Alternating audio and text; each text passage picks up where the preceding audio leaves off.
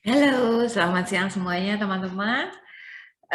Perkenalkan nama saya adalah Wiwi Herawati. Saya adalah salah satu mahasiswi Universitas Pancasakti, Prodi Manajemen semester 1. Di kesempatan ujian akhir semester ini, saya akan mempresentasikan mata kuliah Typing Tutor dengan dosen pengampu Bapak Darmainis dengan temanya adalah memo. Perkembangan pendidikan merupakan salah satu hal yang akan terus terjadi sejalan dengan perubahan budaya kehidupan sebagai bentuk antisipasi dalam menghadapi masa depan dan tuntutan masyarakat modern saat ini. Seiring derasnya tantangan global, tantangan dunia pendidikan suatu bangsa pun menjadi semakin besar. Salah satunya upaya untuk meningkatkan keterampilan mahasiswa dalam belajar mengetik adalah dengan adanya inovasi, pengembangan strategi, pembelajaran yang tepat dan berorientasi pada tujuan pembelajaran yang akan dicapai. Salah satunya adalah sistema tentang pengetikan dan penulisan memo yang akan kita bahas selanjutnya. Pengertian memo adalah memo sebuah pesan ringan, yaitu pesan yang ditulis seseorang dengan singkat dan jelas dan mudah untuk dipahami. Jadi, memo ini sebagian besar banyak sekali digunakan oleh beberapa perusahaan dan juga bisa digunakan oleh beberapa teman, kerabat, dan lain sebagainya untuk mengirimkan sebuah pesan.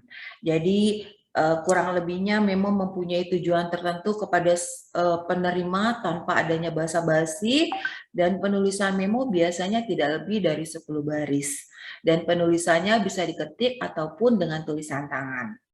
Memo ditulis untuk memberi arahan permintaan dan pemberitahuan, sehingga tidak memerlukan salam pembuka atau penutup seperti surat-surat lainnya. Selanjutnya adalah tujuan dan fungsi memo, di mana tujuan penulisan memo adalah untuk meminta atau memberikan informasi ataupun petunjuk kepada seseorang yang mengerti atau berpengalaman. Sedangkan fungsi memo adalah sebagai bentuk komunikasi yang berisi arahan permintaan atau keterangan mengenai sesuatu yang harus dilakukan atau diselesaikan dengan segera. Ya, jadi pembuatan surat memo ini tentunya memiliki tujuan yang ingin disampaikan ya kepada penerima surat. Surat memorandum menjadi bagian dari memo formal yang ada pada suatu perusahaan yang memungkinkan pengiriman pesan yang dikirim oleh sesama pegawai atau pemimpin kepada pegawai yang dilakukan secara formalitas atau secara resmi. Nah, saya juga akan sedikit menjelaskan tentang beberapa hal yang harus diperhatikan dalam penulisan memo. Sebelum kita masuk ke sana, ada beberapa jenis-jenis memo. Di antaranya ada memo resmi dan memo tidak resmi, di mana memo resmi itu adalah surat yang dikeluarkan dari lembaga atau instansi, sedangkan memo tidak resmi adalah surat pernyataan antar teman, saudara, atau kerabat. Berdasarkan penggunaannya, memo ada yang bersifat resmi dan ada yang bersifat tidak resmi atau pribadi. Memo yang bersifat resmi biasanya digunakan sebagai surat pernyataan hubungan resmi dari pimpinan untuk bawahannya yang dikeluarkan oleh lembaga, instansi, atau organisasi. Sedangkan untuk memo tidak resmi biasanya digunakan sebagai nota atau surat pernyataan untuk antar teman atau saudara atau pihak ketiga yang terlibat dalam organisasi, lembaga, atau instansi. Ya, jadi begitu kesimpulannya. Sekarang kita masuk ke slide selanjutnya adalah cara membuat memo atau teknik-teknik membuat memo. Yang pertama adalah saat hendak menulis memo, tulislah secara singkat dan padat tanpa basa-basi ya. Ini untuk cara membuat atau cara menulis memo. Lalu menggunakan bahasa yang sesuai dengan siapa yang akan menerimanya. Selanjutnya mencantumkan nama pembuat di memo secara jelas supaya memo tersebut dapat dipertanggungjawabkan. Lalu yang terakhir adalah jangan lupa untuk mencantumkan nama penerimanya supaya memo tidak salah sasaran. Nah, yang harus diperhatikan dalam penulisan memo, seperti yang tadi sudah jelaskan barusan ini, saya juga ada beberapa ciri-ciri memo yang akan sedikit saya jelaskan kepada teman-teman semua, yaitu ciri-ciri memo adalah memiliki beberapa ciri, diantaranya informasi atau kabar yang akan disampaikan haruslah bersifat yang jelas. Ya, kabar harus bersifat yang jelas. Harus juga disisipkan dengan lengkap nomor rujukan, angka tahun, perkara, tanda tangan, dan sebagainya. Lalu memo berbeda dengan surat resmi, sebab kenapa? Karena memo atau surat resmi bentuknya itu formal, ringkas, dan memiliki catatan salinan yang berbeda. Sedangkan memo boleh ditulis dalam bentuk surat, tergantung pada institusi atau jabatan untuk menentukan format memo yang akan dibuat. Biasanya berupa perintah dari atasan kepada bawahannya. Selanjutnya adalah contoh memo. Di sini teman-teman bisa lihat ada contoh memo tidak resmi, ya. Contohnya ini memo dari ibu kepada anak, dan juga ada contoh memo yang resmi. Nah, ini biasanya dari instansi atau dari pimpinan yang ditujukan ke bawahannya. Selanjutnya adalah bentuk surat, ya, atau memo. Surat dapat dibuat dengan berbagai macam bentuk, tetapi dalam prakteknya hanya satu bentuk saja yang biasa dipakai pada suatu instansi, perusahaan, atau organisasi. Di antaranya ada full block style, ada block style, ada semi block style, ada hanging paragraph style, ada official style A dan B, ada simple file style, dan personal style. Nah, di sini saya akan sedikit menjelaskan beberapa bentuk dari surat-surat tersebut. Pertama adalah full block style, atau bisa kita sebut dengan bentuk lurus penuh, di mana bentuk ini merupakan surat yang sering dipakai atau paling sering dipakai dalam instansi atau pemerintahan. Pada prakteknya, penyusunan surat ini dimulai dari bagian kiri dan berlaku juga untuk semua isi yang ada di dalam surat tersebut. Mulai dari tanggal, isi, penutup, lampiran, sampai tanda tangan, semuanya pengaturannya berada di bagian sebelah kiri. Dimulai dari sebelah kiri.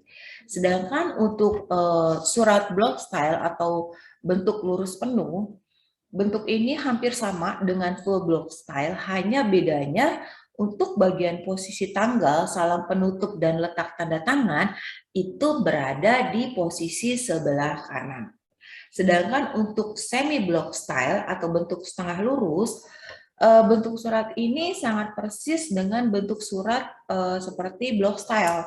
Namun bedanya surat ini bentuknya terletak pada posisi isi surat, di mana saat isi surat memasuki paragraf baru atau alinea baru, kita harus memasukkan kalimat awal itu ke dalam garis atau satu tab ke kanan lebih ke dalam, supaya ada perbedaannya. Nah, itulah salah satu bentuk surat atau memo yang saya jelaskan. Kita masuk ke teknik pengetikan bagian surat, di mana teknik pengetikan bagian surat atau memo terdiri dari kepala surat biasanya sudah tercetak. Kepala surat biasanya sudah tercetak dengan baik pada kertas surat. Namun, kalau kepala surat terpaksa harus diketik, maka pengetikannya dibuat yang simetris dengan huruf-huruf yang sangat menarik. Seperti contoh di atas ini, ya. Ini sudah terketik dengan rapi, nama sekolah, alamat, ya, nomor telepon, ya. Ini disebut dengan kepala surat. Lalu yang kedua adalah mengetik tanggal surat. Perlu diperhatikan. Nah, di depan tanggal surat tidak perlu dicantumkan nama kota. Nama bulan tidak boleh disingkat. Angka tahun juga tidak boleh disingkat, ya. Nah, Pada akhir tanggal tidak perlu diberi tanda baca apapun, ya di akhir tanggal tidak perlu diberi tanda baca apapun, dan kembali lagi untuk tahun tidak boleh disingkat. Lalu nomor surat jika ada, ya nomor surat terdiri dari nomor urut, ya nomor urut surat pada tahun yang bersangkutan, lalu kode surat, tahun pembuatan, pengetikannya lurus dengan menggunakan atau pada bagian posisi margin sebelah kiri. Nah, lampiran diketik di bawah kata nomor, ya di bawah kata nomor kalau nomornya ada, ya, dan menyebutkan jumlah lampiran dan bukan apa yang dilampirkan. Lalu ketik hal atau perihal, ya, di bawah kata lampiran. Karena lampirannya nggak ada, berarti di sini kepada, dari, dan hal. Lalu yang keempat adalah cara pengetikan alamat pada sampul surat adalah sebagai berikut. Di depan nama jabatan diberi singkatan yang terhormat. Tidak perlu diberi kata penyapa seperti Bapak, Ibu, Saudara, ya, baik pada sampul surat maupun pada alamat di bagian dalam. Alamat lengkap penerima harus dengan lengkap. Lalu nama kota tidak perlu ditulis dengan huruf besar semua. Terus di depan nama kota tidak perlu menggunakan kata di. Ya, tidak perlu menggunakan kata di. Lalu yang terakhir adalah yang kelima, yang perlu diperhatikan adalah pada penulisan isi surat, di mana jarak baris ini menyesuaikan dengan dengan banyak sedikitnya isi surat dan dapat dibuat dengan jarak baris 1,5 atau 2 spasi. Ya, jadi diusahakan jangan terlalu menggantung atau terlalu ke bawah. Dan ini diusahakan hanya menggunakan 1 lembar kertas saja. Oke, teman-teman. Sampai di sini dulu materi presentasi yang saya berikan hari ini. Semoga bermanfaat. Mohon maaf kalau ada kesalahan. Saya akan lebih memperbaiki diri lagi, akan mau lebih memperbaiki hasil karya tulis lagi ke depannya. Dan kata-kata makna di dalam presentasi ini semoga benar-benar bermanfaat dan bisa diambil sama teman-teman apa yang penting, ya, apa yang harus diterapkan. Sampai ketemu lagi di lain kesempatan. Wassalamualaikum warahmatullahi wabarakatuh.